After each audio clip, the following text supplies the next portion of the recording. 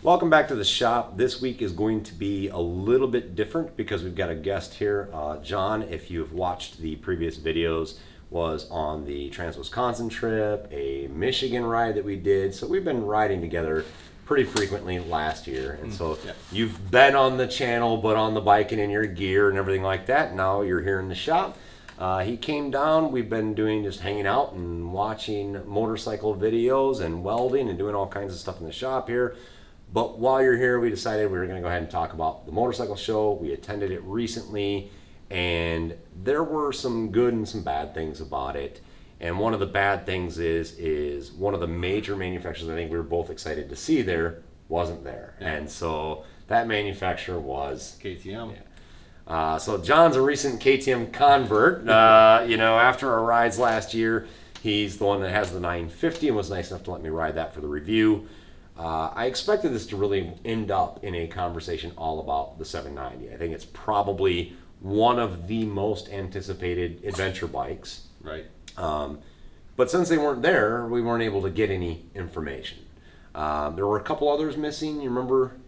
Possibly Suzuki. Okay. Or we just kind of, like you said, bypassed. Missed them, right? Yeah. Well, there was a lot of different bikes there. Indian did a really good show on it. Yeah. BMW had a really good. So I gotta pause for a moment because you already touched on it, right? For me, I kind of fell in love. The Indian, what was the Scrambler? Yes, they came out with a new Scrambler model, and there was one specific one. Remember that had all the carbon fiber? Okay. Oh, I think it was part of the. It was the desert one. Okay, and yeah, I kind of got a soft spot for that one.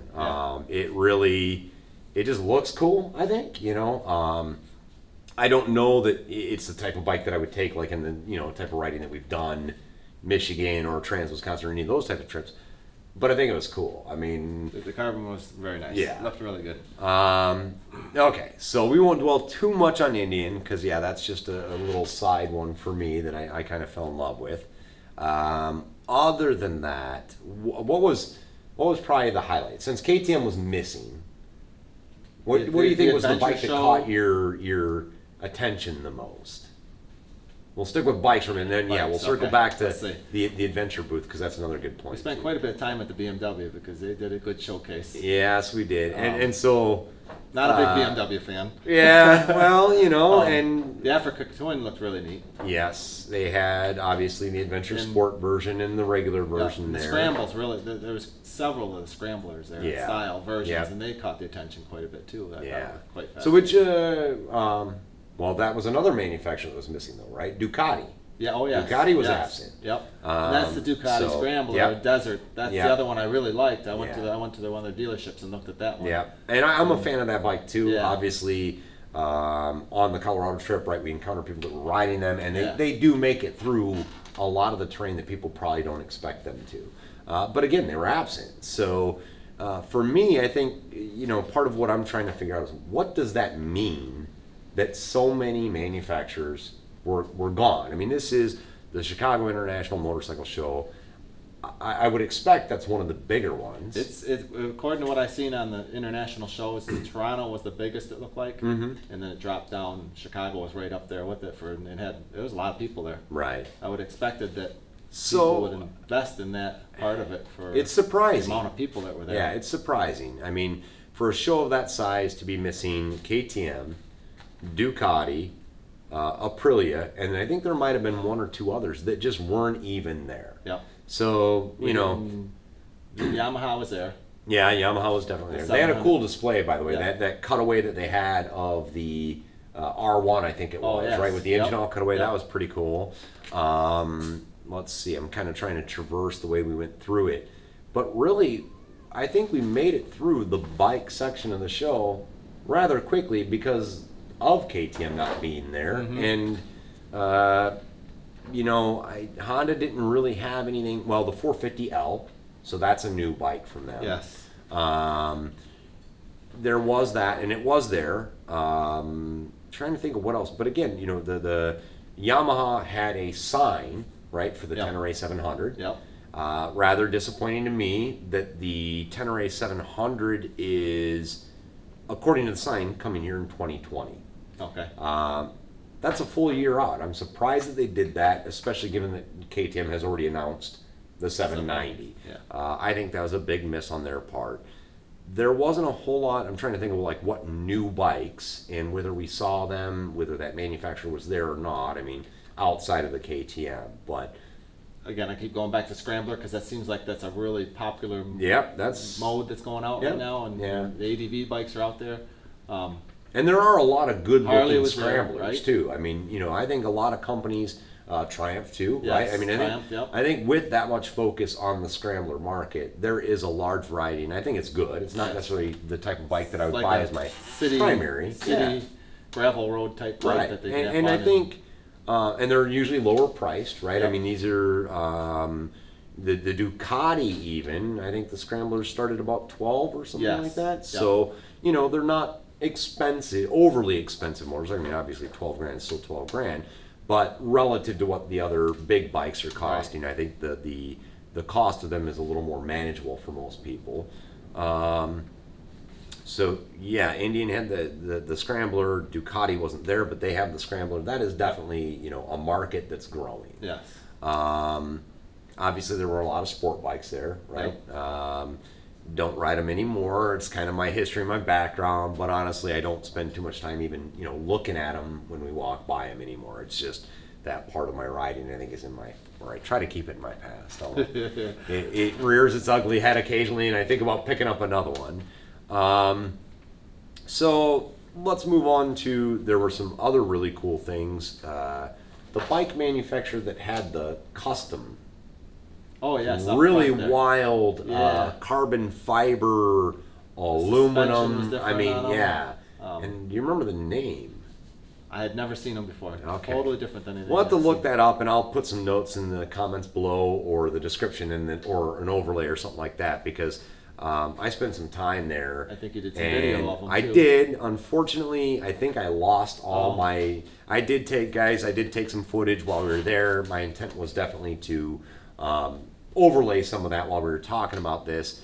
I'll double check, but I'm pretty confident I wound up deleting that footage by accident as I was working on some other videos. But either way, I'll look up the name of the manufacturer. We'll figure out who that is, because it's really, even if it's not your style of bike, I think it's cool and something that people should check out. Just from a design and engineering perspective, is pretty neat.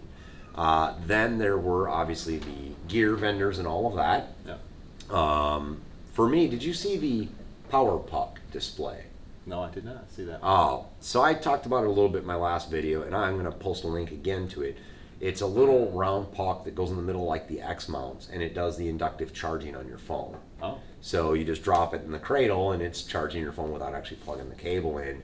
And they had a demo set up, and basically with this puck inside of a fish tank, it was waterproof, and it was charging my phone just holding it up to the fish tank. It was like that powerful that it could go all the way through my phone case, the fish tank, you know, itself, the water, all that, and was working. So I did not see that was a pretty interesting one. The electric bikes are there?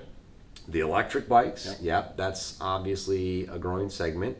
We had a few people with us that were very interested. They didn't actually wait in line though to ride one. Right, which was rather surprising. And they had the electric bikes set up with the wheelie machine. Oh, that was. They were doing, you know, the wheelie machines. They had a bike set up with, you know, cables and stuff to hold it, and basically they were giving people the chance. I actually wanted to do that, but the line was a little long. You know, you basically got on the electric bike and you'd wheelie, and then the straps would keep you from looping out or anything like that, which is a pretty cool experience. Was that teaching your balance points at that? Yeah, was that Zero that was? I think it was part of Zero. Yeah. Yes. And then they also had a little arena area where, you know, people could jump on them and try them out. And then the kids' electric bikes. They had a cool little setup where young kids, 6 to 8 maybe. Yeah. And they were small little electric motorcycles, and they were letting them ride them around. Looked like they were having a good time. So that was pretty interesting. And I'm trying to think of what other vendor areas were kind of key. Obviously, Cycle Gear always has a big display there. Progressive had a big display going on when you walked in. There were some interesting helmets. Let's talk for a moment. I fell in love with the Climb. I'm trying to remember the name of it. It was their new helmet. Just trying to, again, I'll look it up and I'll put some information as to which one it was. The one model in particular, which is their all carbon fiber one, caught my attention just because when I put the helmet on, the weight of the helmet was just phenomenally light. I mean, phenomenally light. So I think I'm probably going to look a little more into those. And they had tons of coats. Yep. And I asked about the pants. There was only a few vendors with a few pairs of pants. There wasn't very many pants and stuff like that. And even the jackets, there definitely seemed to be a lot more like street gear than like adventure gear. Which is kind of surprising because I think the adventure segment of the motorcycle world is growing. And so that's still a little surprising. And even in their store. So after we got done with the show and everything, we did make a trip to the local cycle gear store. And you wound up picking up some items. Mesh pants. But even there, I think it was a relatively limited selection relative to their street gear. They have a lot more street gear, even in the store, than they do the adventure gear. But you did wind up going one. So which ones did you wind up getting? The CD. Okay. And then they're the mesh ones. And the mesh ones with liner system. The liner system. Okay. So this is an area that I'll ask you guys to comment. Obviously, I've done some videos in the past. I like the mesh gear too. I prefer the layering system, similar to what you've got. A lot of other people are really big on, Gore-Tex. So guys, put your comments below why you like whatever gear style you like. If you ride with mesh, give some feedback on your experiences with that. If you ride with Gore-Tex or normal, just what's the other one?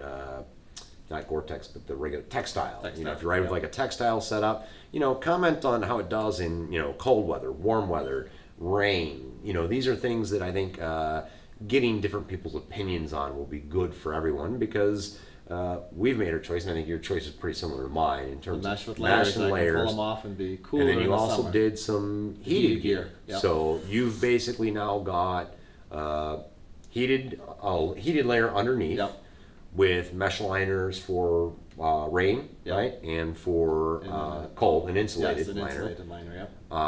And then the actual padding protection and stuff is in the outer layer. Yes, they had a little better protection. I think you can see. I think it was class 2. And did you stick with the CE2 level armor that was in there? Okay, so I've opted personally to go with the D30, so the flexible stuff.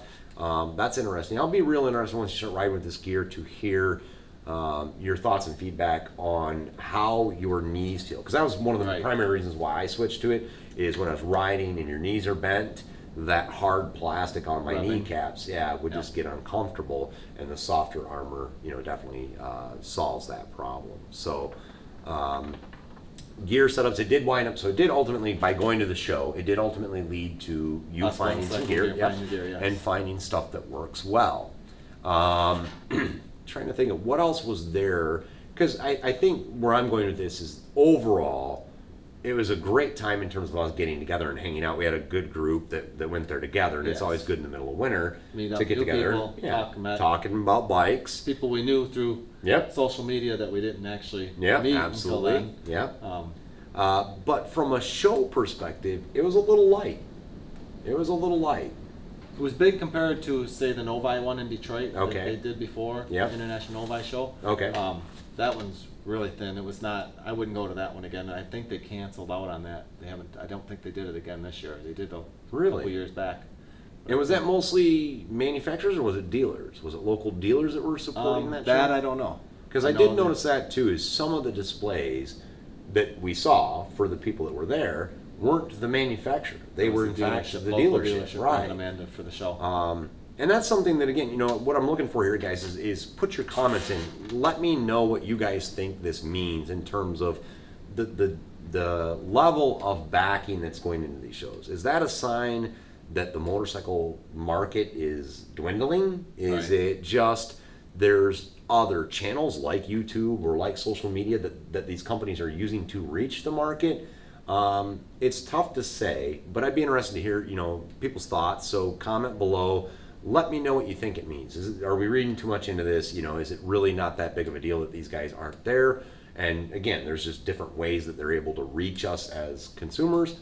Or is it a sign that, there's not the level of interest that Are there they used to be. playing more to the European market now? Right. Or the North American market's kind of... Which is another point, so I'm going to specifically call out if we have Canadian viewers. I want to get some feedback there. Because from what I've heard, the Toronto one. Right, and I'd love to hear how the Canadian show compared. Were all the manufacturers there? Was it big? Yep. Was there a big turnout? Because I have heard that potentially that show was bigger than what we're seeing here we had in the intention US. on going to it. And, yeah. It was too close to the Chicago one over here, so we ended up over in the Chicago one instead. Right. So, it's like, so if we have Canadian viewers, which I know we do for my analytics, again, please, if you went to that show, put comments below. Let us know what that one was like. I would love to hear a comparison of whether all these manufacturers were there, what the level of support was behind those. Because this was definitely a little bit lighter than I think what is the usual from history. And for me personally, I go to this Chicago one almost every year. Okay. Sometimes I miss one. But from what I've observed is it does seem to be getting smaller and smaller. More manufacturers seem to be missing each year that we go. Right. And so that's what I'm kind of curious about. But again, with the influx of social media, maybe there are just other outlets, and it's not an indication that the motorcycling market is dwindling to the point where we run risk of not getting bikes like the Tenere 700 and things like that.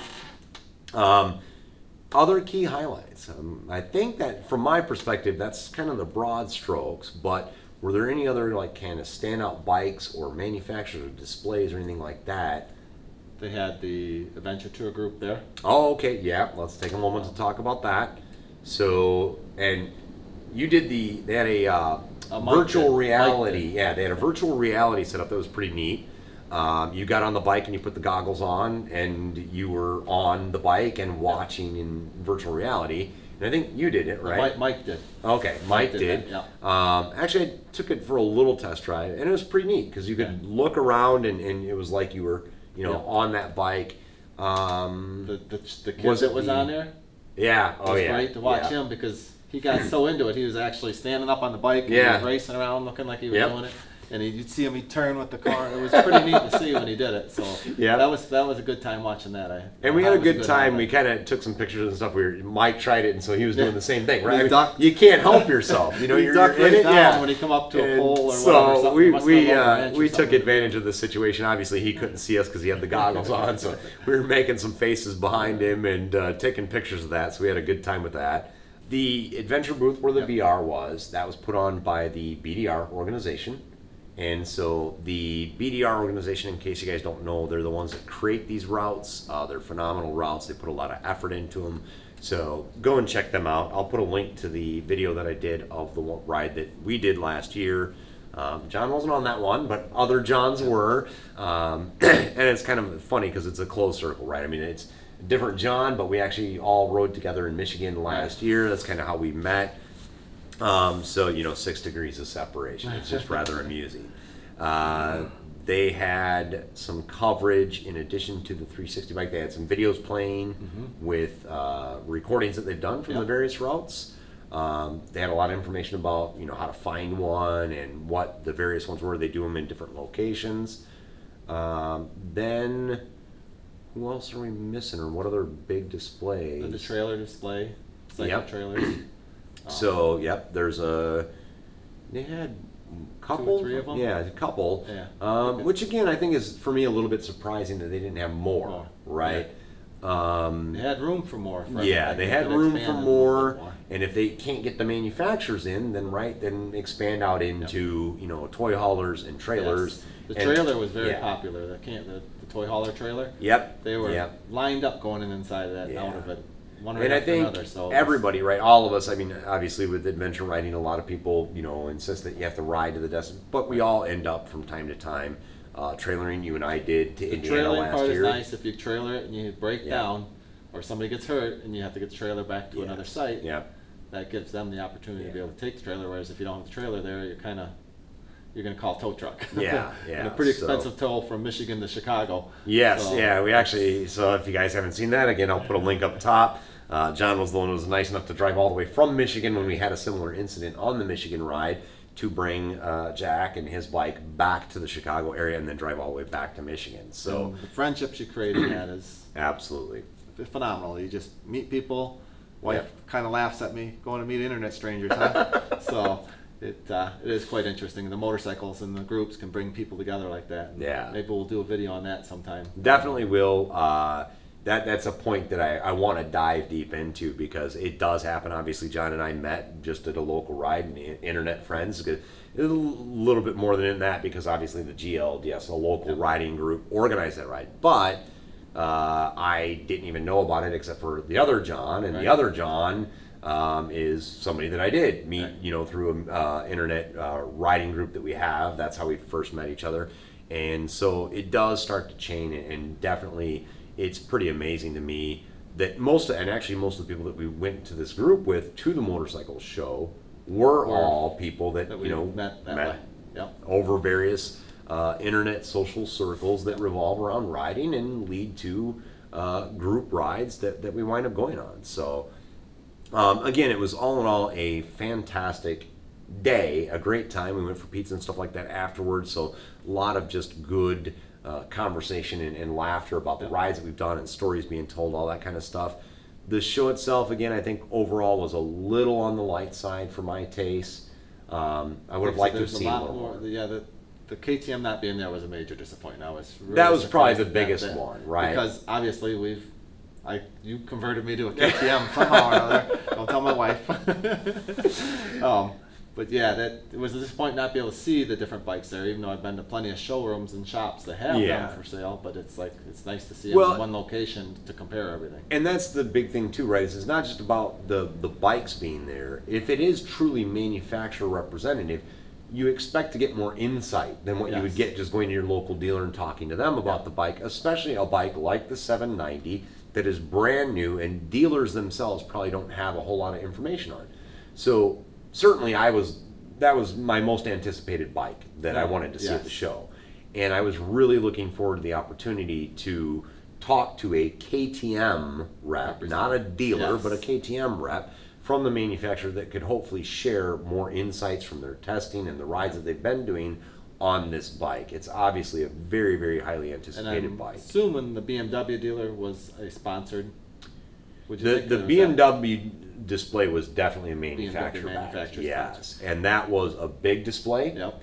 I think that shows their commitment to the market, right? I mean, the guy that we talked to, he was committed. He was a brand advocate for sure. He did share a lot of good information. They offer tours and they offer training classes. And I'm not necessarily a BMW guy, but they do have some good packages. Very good quality packs. In terms of your ability to just show up in an all-inclusive type ride, which I would consider. I mean, I'm not a BMW guy, but I would consider, because it is just I think a competitively priced package. And I've been down to the BMW place down there where they have the course down in South Carolina, and it's quite a facility. Yeah. If you want to go down, and it's a nice trip, and they have the museum down there. Motorcycles, cars, everything. Right. And then the track's not too far from there either, where they do the training, and then they got the lodge and everything. Yeah. And it's not promoting. And it sounded like they had like different levels, right? So they had more of a beginner level, and then they had more advanced levels. So, and he was actually, I think the thing that surprised me with that conversation with him is how much he emphasized that we don't care if you damage our bikes. Like, I mean, he made it a point to tell us that, like, come down and damage our bikes. I mean, that was part of the game. As you're learning it, we expect it to be dropped. If it gets broken to the point we can't drive it, we'll give you another one. And that's, I think that's an important thing, right? Because sometimes the fear of dropping the bike, especially if it's somebody else's bike, and what that may in turn cost you, right, can prohibit your learning curve, because you're not willing to push it a little bit and kind of test different things out. So I give him a lot of credit for that. You buy a brand new bike, it's quite a healthy price, and I like to buy used. And I don't worry about it so much. If I do lay it down, and I can not worry about that. Unlike some of us that just take the brand new one out in the first 48 hours and drop it, which again, I'll put a card on that one. I'm sure most of you watched it already, but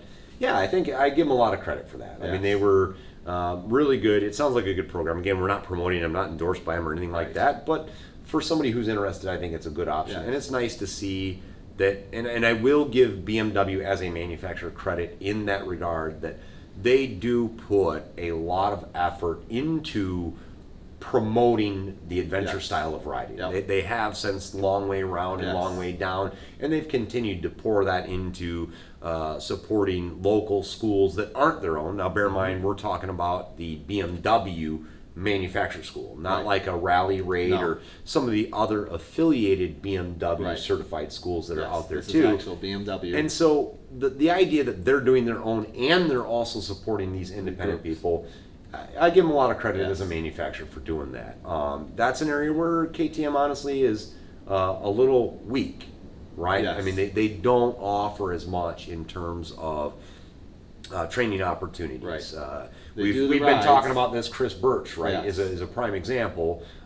He does training schools, and we've reached out to him because we've been trying to see if maybe we could get a group together and get into his training. And last we heard, it may have changed. If it has, again, please comment below. But he didn't do anything in the States, and it sounded like it was insurance related. But that's where KTM, I don't think, does a good enough job. If they're trying to continue to promote adventure riding like BMW is, I think they need to partner with some local schools and get, because having a KTM, if I have my option, right, I'd rather go to a school and learn on a KTM because it's the same bike I ride versus going to a BMW school. But it doesn't seem like KTM has that option available. Again, if they do and we're not aware, please let us know. Add that below because I'm not aware of it. Good, because you got a whole nother generation that may not have grown up on the bikes. Like I've been riding bikes since I've been 4 years old. Dirt bike, mini bike, whatever Dad and my parents were willing to hook us up with. Honda Odysseys. They were good to us.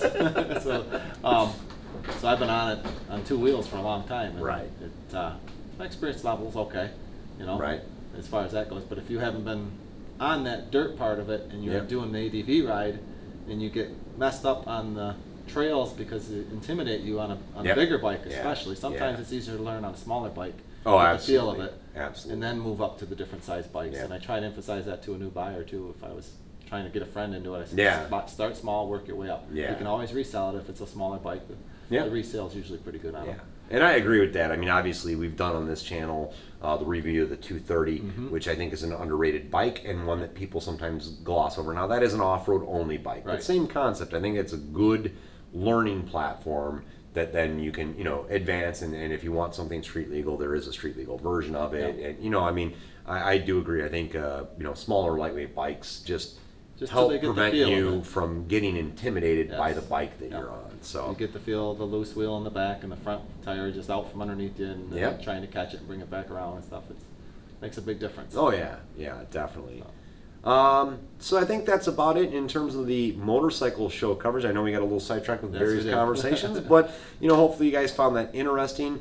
If you did, be sure to give this video a great big thumbs up. As always, if you haven't already, which I know a large percentage of you haven't due to my analytics, please click that subscribe button. I think if you enjoy this video, you'll probably enjoy the others. Click that bell notification so that way you get notified when we do more videos. Anytime I have the opportunity, obviously we'll have other people come on and we'll have these types of conversations. And then obviously there is the bike reviews and car reviews and all the fabrication projects and everything else we do on this channel.